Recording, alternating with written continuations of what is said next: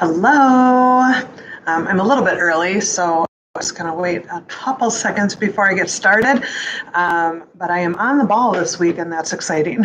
Last week, I was like rushing in here to get done, and then I turned it on and couldn't get it on, and then I got it on, and then I was just frazzled the whole time. And so today I am organized and I'm ready to go. So hello, my Cornerstone Village friends and others who are watching as well. Welcome to my YouTube channel, which is hilarious. Every time I say it, I just think, oh my goodness, what am I doing? But I'm a 51-year-old woman who is at this YouTube channel. I am not an amazing cook. I'm not amazing at anything really. But I'm just here to as a way to connect with all the people at Cornerstone and others who want to watch. And, this month I am actually teaching how to use an Instapot. And the fun thing is I'm actually learning while I'm doing this. So that's what's fun, I think, at least for me. So please know that I'm not a professional. I'm like today, I have not made either of the things that I'm making, but I research it and I'm trying it with you guys. So anyway, today I am going to talk a little bit about our community for a minute. I am coming to you from the Cornerstone Village community area. We're in Victoria, Minnesota, and this is our community room, and you can see the beautiful coffee bar behind me, which is fun. Residents get to come and have coffee if they'd like. So that's one of the things. And what I'm really getting excited about is our community and getting the programming started. With COVID, we couldn't really do a lot, but now we're able to start doing things. So we have started a book club. We're reading the Bridgerton series, which is fun. And actually, it was our first meeting about it was actually really good. We're also doing, let's see, I wrote all these down. We started our garden committee, and that's exciting. We're going to need to work with a landscaper, of course, but just what we're going to do to make it even more beautiful around here. And, we have walking paths behind here that the city people walk in, just making it pretty even back then. Hello, welcome. One of the fun things about this is people in our community get to come and watch me do this crazy show, and then they get to eat afterwards. So that's kind of fun. We also have a Bible study on Fridays, and we have crafts, and that's actually really exciting. I just signed a woman on who's going to be moving in, who is actually a retired art teacher, and I'm really looking forward to see what she has to bring to us, because again, I am not amazing at crafts. I like to do crafts, but I'm not amazing at it, so it'll be fun. Are you laughing at me? Somebody's laughing at me. Rude. Anyway, and the best thing is bingo. Bingo is on Friday night, and we are doing that once a month, and there are prizes, and that actually is a hoot. We had so much fun last time. I have a walk-in club coming, and I'll give you guys more information on that. And the other thing that we have coming that I'm really excited about is I think that we are going to work with the community of Victoria to have like a barbecue or picnic once a month this summer, because we have a beautiful patio and a parking area where people can come, maybe get some food trucks out here, some live music, and the community can come. And it's just a great way for the community to get to know us and for us to become a part of our community. And I've decided that I'm changing the wording. So we always say that Cornerstone Village in Victoria is a 55 plus independent community. I've decided to say that we're an active community because we are active, and even the little amount of programming that I've done so far has really taken off, and it's exciting to see everybody get involved, and we are having a lot of fun getting to know each other and doing fun things. So I like to have fun. So that's what we're doing. All right, so now we can get into the cooking show because that's what we're here for, right? Today, we are making salmon and baked potatoes in the Instant Pot. Again, I have not made either one of these things in the Instant Pot. I'm fairly new. The only reason I have an Instant Pot is because I work here. So I actually stole one of ours because we have 3, and I have it at home, and I've been kind of playing with it, so I kind of know what I'm talking about. But otherwise, I'm new to that, new to this, but I'm loving it. So I'm excited to see, how does the fish cook? and B, the baked potatoes. I am loving it because it's only taking me like 20 minutes when usually it takes 45 in an oven, because I don't really like my baked potatoes in the microwave. I like the inside, but not the outside. And I like to actually eat a whole baked potato. So somebody else is coming. Hello, welcome. More the merrier, because then you get to eat. And then can I just say, who's excited about the spring? I don't know. I'm just so excited about spring. I can hardly stand it. That's why I'm wearing spring colors. I got spring nail polish. I am all about spring. I just went on vacation and I came back and I'm all about it. I'm going to be wearing flip-flops pretty quick here. All right. So again, back to the food. I'm struggling to stay on task today. Okay. So for the baked potatoes, I actually already started them, but you're going to laugh at me, but I took a picture of what I did just so you guys can see. All you have to do is in the Instant Pot, you put 1 cup of water, and then the Instant Pot actually comes with this little metal trivet. They also call it a steamer sometimes, whatever, but it goes on the bottom. So you'll see that there's little feet on there. So it raises the potatoes, and the water underneath is steaming the potatoes, which is what's going to make it amazing, right? So you just put 1 cup of water and you put the metal trivet in. I washed the potatoes and poked them, of course, washed them really good. That's another thing. I wanted to show you that when I get started before I cook, I don't know if you can see this very well, and maybe I'll pop it in later if I can be really cool and edit my video, but you can see the potatoes and the herbs that I have washed. I wash everything ahead of time. I'm kind of a fanatic about washing my stuff. Last summer, I got a parasite, and so now I'm kind of a freak about it, but it's still, you should anyway. Even if you're not a freak about it, you still should do it. But anyway, this is what I did, what the potatoes look like in there. You can see they're on top of the trivet. The woman that, when I read it, she said you can pile them on, and it doesn't have to just be in one single layer. So I specifically put 1 extra one in there because I want to see how that works.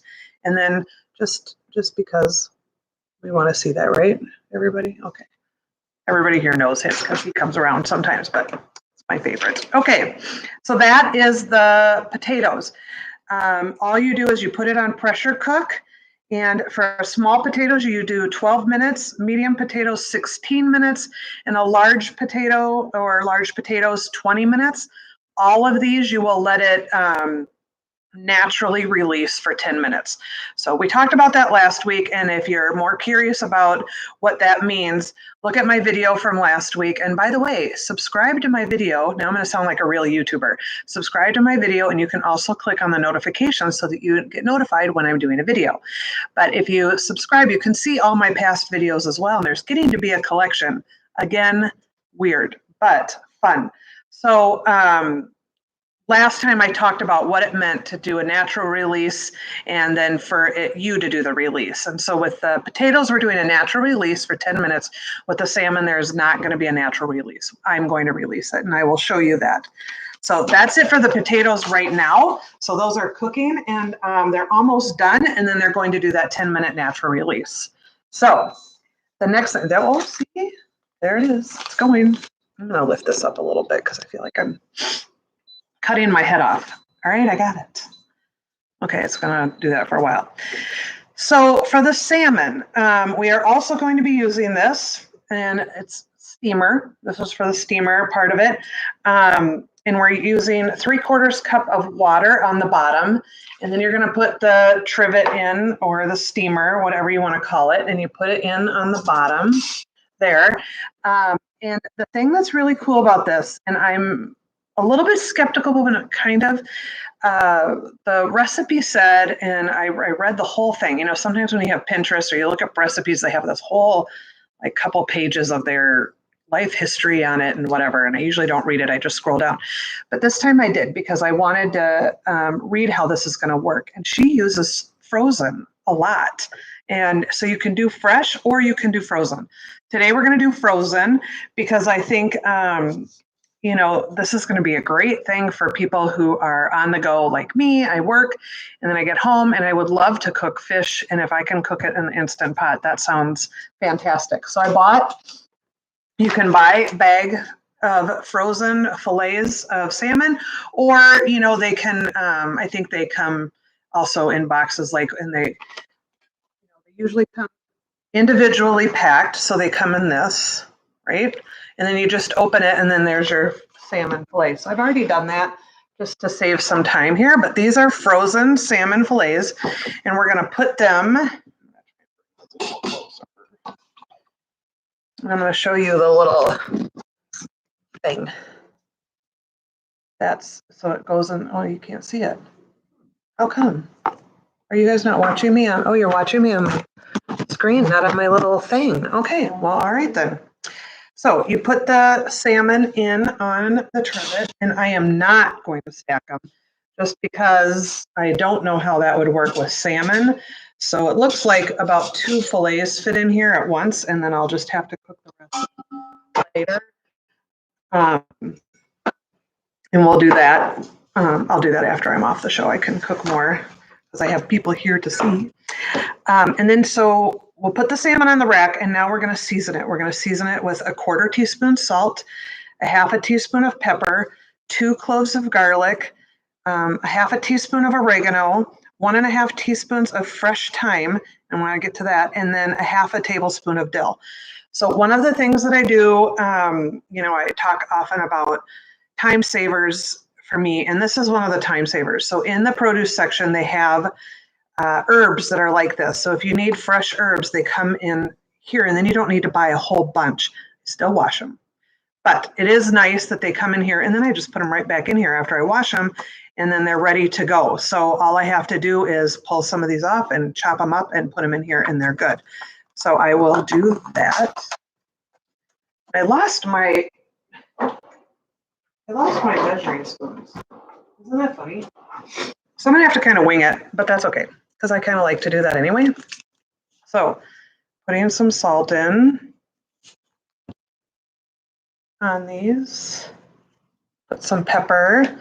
I do like to do fresh ground pepper, but I don't have that yet. We're still working on getting our kitchen going here, but we are getting supplies, which is fun. Let's see, garlic, my garlic go-to jar right here. Remember, that way you don't have to mince it. You're not making a mess. So I'm just going to put this in here, but I'm going to kind of spread it around on the fillets. I don't feel like you can really use too much garlic. Okay, we have oregano, a 1/2 teaspoon of oregano. And again, I'm just going to sprinkle these on, but you guys do what you want. But I'm one of those people that kind of just, oh, I'm supposed to have oregano? Okay, let's put a ton on. I do that.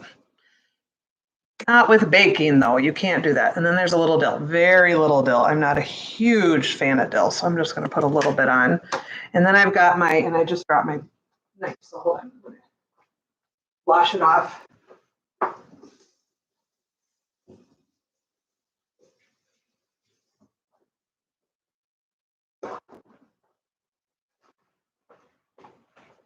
Okay, so now I'm going to do the thyme. I'm just going to take a couple sprigs and take the leaves off. And then you don't really need to. I just kind of go down like this and pull them off. Okay, I think somebody is here. Is there somebody in the entryway, you guys? Okay, I think she's calling me and I can't. I thought I saw her walk up. The joys of doing a live show when you're, oh, okay. So I've got the fresh thyme that I've cut. I'm gonna put that on here. Oops, a little sprig in there. Okay, and I've got another one I'm gonna do. Like I said, you just pull it down like with your nail, and then you get the leaves.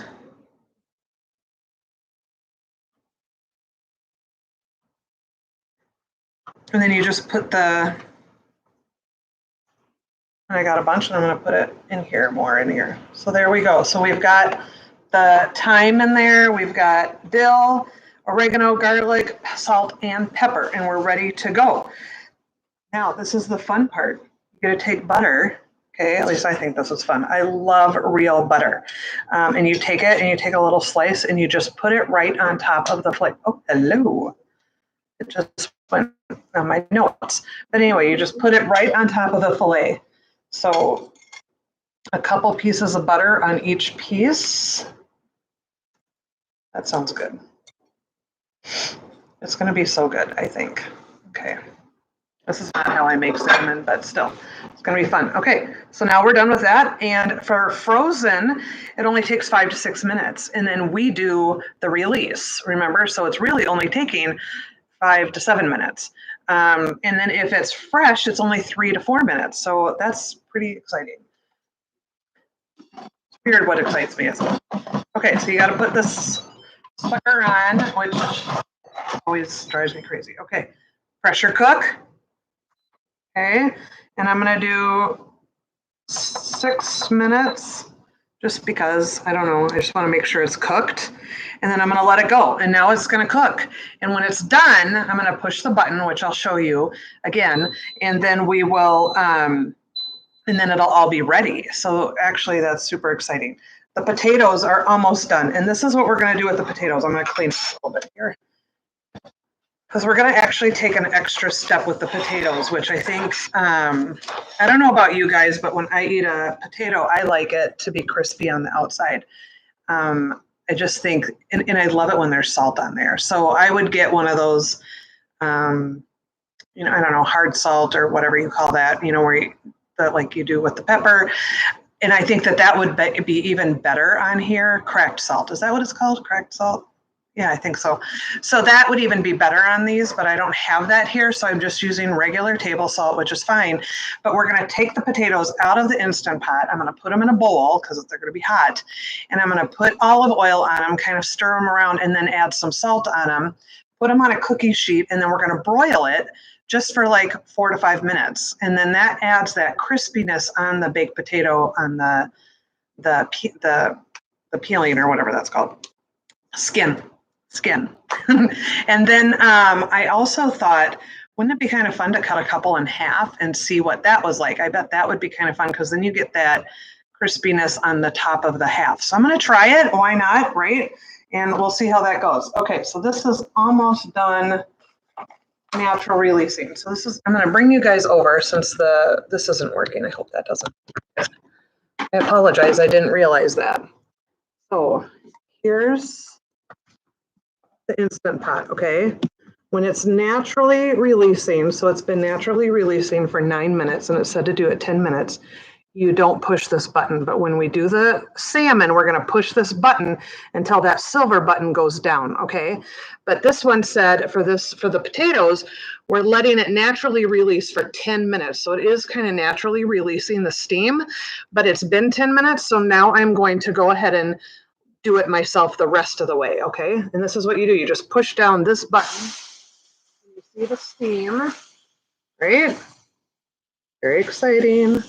And then the silver button will pop down, and it shouldn't take long with the potatoes because it's already been naturally releasing some steam. That is how you know that it's ready to open. If that silver button is still up, you do not want to open it. That's what gets to be the scary part of a pressure cooker, you know? So, but this is so easy to see that button just went down and you saw that. So now I can open it. Now I have my baked potatoes. All right, let's get let's see, I don't know where my stuff is. I think so we have all new equipment here, like in the kitchen and stuff. I apparently don't know how to use the dishwasher. So the dishwasher was, I did set it, but I didn't do it right, but it's a little bit, you know, high tech for me. Okay, so I'm just gonna take these out with this. I'm gonna put them in my bowl because it's hot. So I've got 5 potatoes here. So plenty to share. And I can tell they're tender. The peeling is just coming right off. So I'm gonna come over here and show you guys what I got. Not me. There. Do you see it?